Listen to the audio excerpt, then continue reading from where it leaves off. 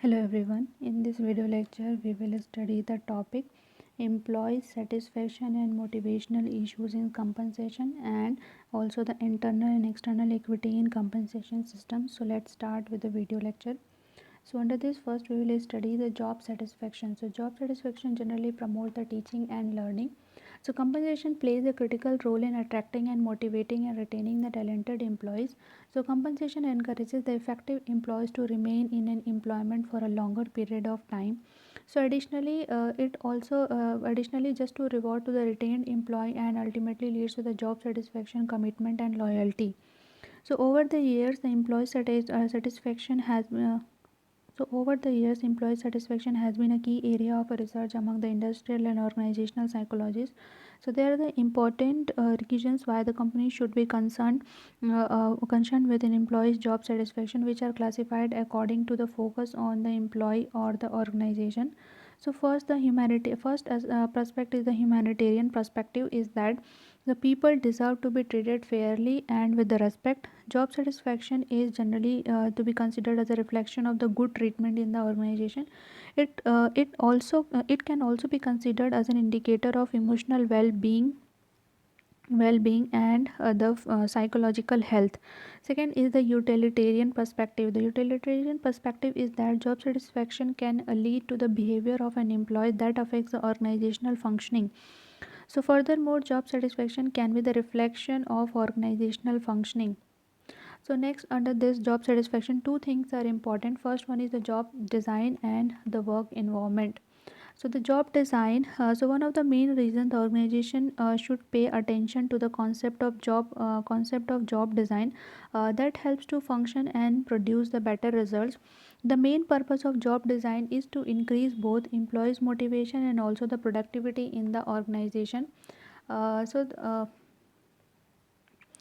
Second one is the work environment.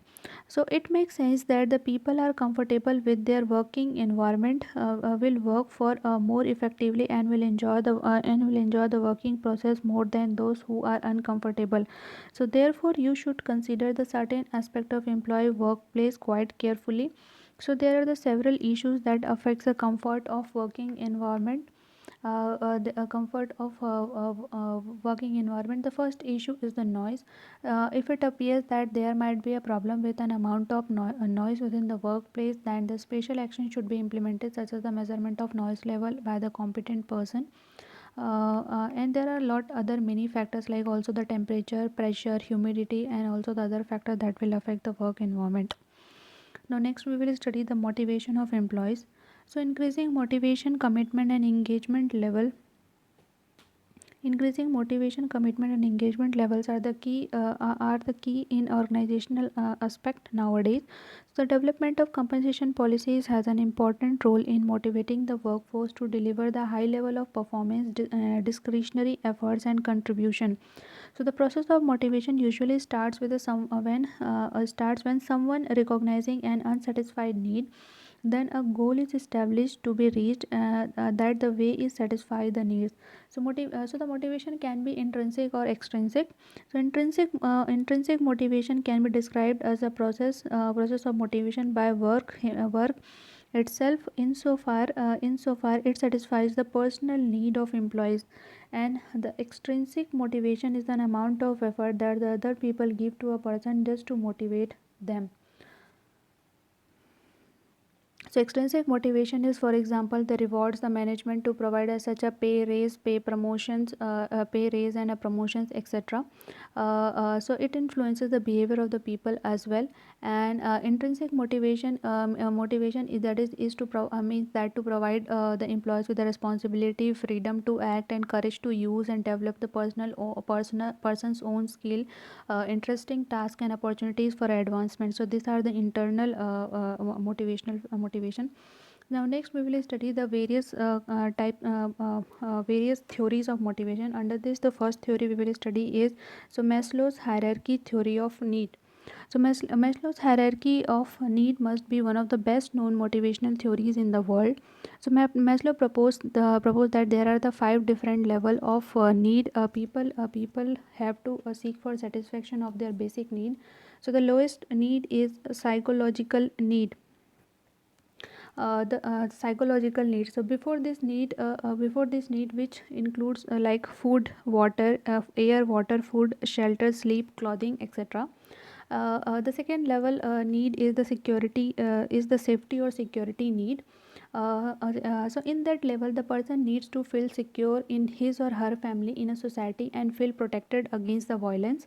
And the need for a safety is manifested with the job security, saving, and and also for insurance of health, mental health, old age, disabilities, etc.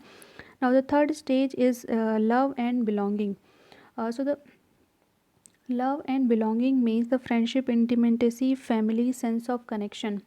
So, love and belonging needs is the third level of Maslow hierarchy need. So, after feeling secure, the people need to feel that they will receive and give love. They are appreciated and they have the good friendship.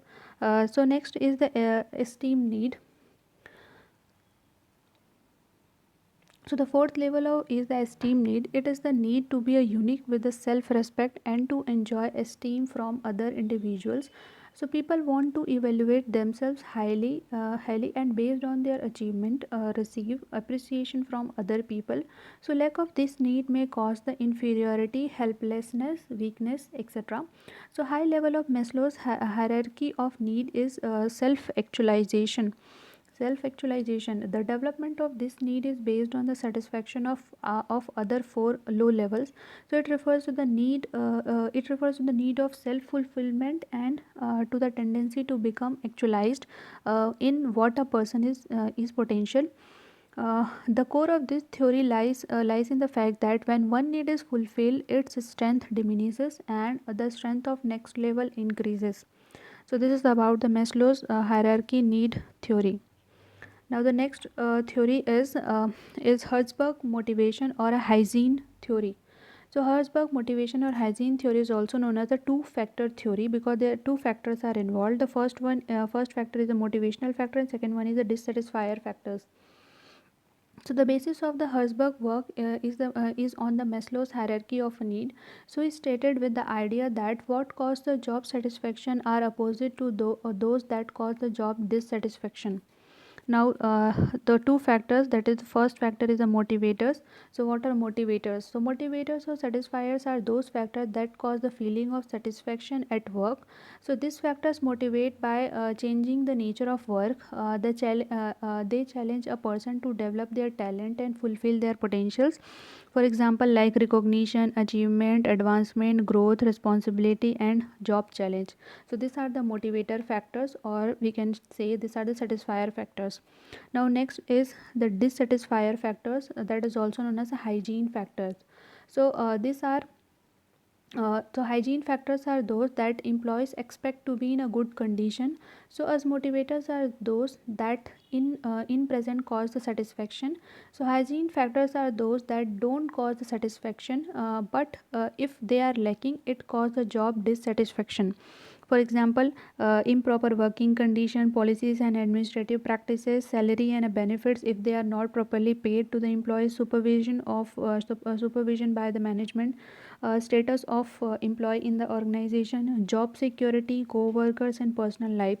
So these are the factors which generally dissatisfies the employees. So these two factors generally motivate an employees to achieve their needs. Now, next theory is expectancy theory, that is given by the Broom. This was generally formulated by the Broom, and it stands for the probability that the action or efforts will lead to an outcome. So expectancy is defined. So here the expectancy is defined as a momentary belief concerning the likelihood that a particular act will be followed by the particular outcome. So expectancies may be described in the terms of their strength. So motivation in this case is likely when clearly perceived and usable relationship exists between the performance and outcome, and the outcome is seen as a means of satisfying need. So the efforts to the performance expectancy is the starting point of implementation of expectancy theory. It is a person's perceptions of probability that the efforts will lead to the successful performance, and which ultimately lead to the desired outcome in the organization. So an outcome is anything that might potentially result from the performance. So high level of performance consciously might produce the such outcome as the pay raise, promotion, recognition from the boss, fatigue and stress, and or less time to rest, among others. So the balance of an outcome is the relative attractiveness and unattractiveness of that outcome to the person. So pay raise and promotion and recognition might all have the positive balance, whereas the fatigue, stress, and less time to rest might all have the negative balance. So this is about the motivational aspect of organization. Now next, we will study the internal and external equity in compensation system. Uh, so the employees generally want to be treated fairly by the employers. So this is especially true in the area of compensation. So equity is the sense of fundamental fairness. So in the context of compensation, financial equity or a compensation equity is the perception by the employees that they are being paid fairly. So the perception of being overpaid or underpaid can create a sense of inequity, means unequalness in the workplace, and a sense of unfairness. So compensation equity has an external component and also the internal components. So first, let us study the two important terms. First one is equity pay, and the second one is employee equity. So, what is equity pay? So, the internal and external analysis allows the organization to evaluate the compensation plan based on the fairness of employee compensation. So, the impact of internal and external forces is important when dealing with the pay structure. So, equity pay is ensuring that all the parties involved are receiving the same benefits based on the internal and external factors. Equity pay means employees are given the same salary when all the internal and external factors are considered. Now the second factor is employee equity. So the employers have to balance the pay equity and employee equity in determining the compensation. So employee equity exists when employees are paid in a manner consistent with their unique characteristics, such as the level of productivity, knowledge, skill, seniority compared to the other employees.